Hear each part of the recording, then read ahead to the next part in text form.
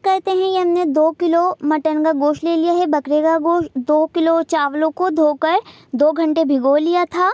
और ये 2 बड़ी प्याज ली हैं, 2 बिंच लहसुन के लिए हैं, 5 से 6 पत्ते तेज़पात के लिए हैं, 2 बादियान के फूल लिए हैं, हाफ़ टेबल स्पून साबुत काली मिर्चें, 3 से 4 लौंगे, 2 टुकड़े ये अदरक के लिए हैं, 3 टेबल स्पून साबुत ये जो है सौंफ लिया और 3 टेबल स्पून साबुत धनिया लिया है। इनको एक बैग में कर रहे हैं क्योंकि हम यखनी पकाएंगे।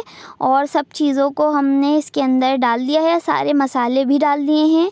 ये तकरीबन जो है 3 बड़े कप पानी लिए हैं और और गोश्त भी डाल दिया है और मज़ीद पानी ऐड करा है। 45 मिनट का टाइम लगेगा गोश्त को गलने में।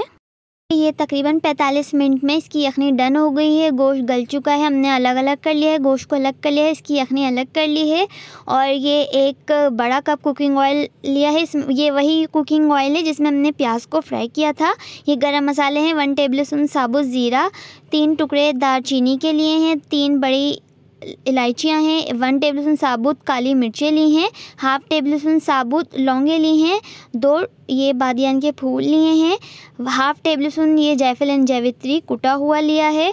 ये सारे मसाले हम इसके अंदर डाल रहे हैं। मिर्चों का पेस्ट बना लिया है और ये 3 टेबल स्पून लहसुन अदरक का पेस्ट डाल दिया है और साथ ही ये मिर्चों का पेस्ट डाल दिया है।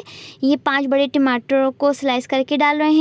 हमने 10 मिनट तक सारे मसालों को भुना है और अब ये सारा गोश्त डाल रहे हैं।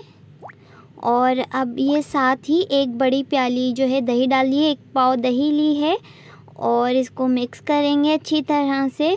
और ये यखनी का ही ये लहसुन है, इसको हम इस तरह से डाल दिया है, सारा हम इस तरह से इसके अंदर डाल देंगे। यखनी वाला ही है ये लहसुन, सारी यखनी डाल दी है इसके अंदर। ये पक चुकी है, हमने पानी की जगह यखनी यूज़ की है और साथ ही हमने एक बिंच कड़ी पत्ते की डाल दी है। और अब ये हम भिगे हुए चावल डाल रहे हैं इसके अंदर, इसको मिक्स करेंगे अच्छी तरह से। और ये एक बिंच पुदीने की डाल रहे हैं।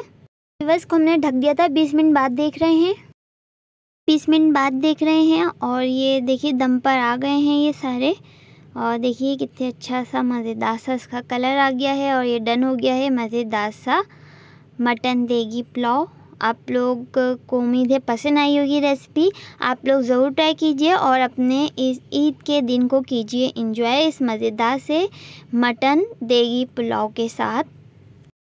बस ये डन हो गया है मज़ेदार सा मटन देगी पुलाव। उम्मीद आप लोगों को पसंद आई होगी ये रेसिपी। आप लोग ज़रूर ट्राई कीजिएगा और एंजॉय कीजिए अपने ईद के इस दिन को इस मज़ेदार से मटन देगी पुलाव के साथ।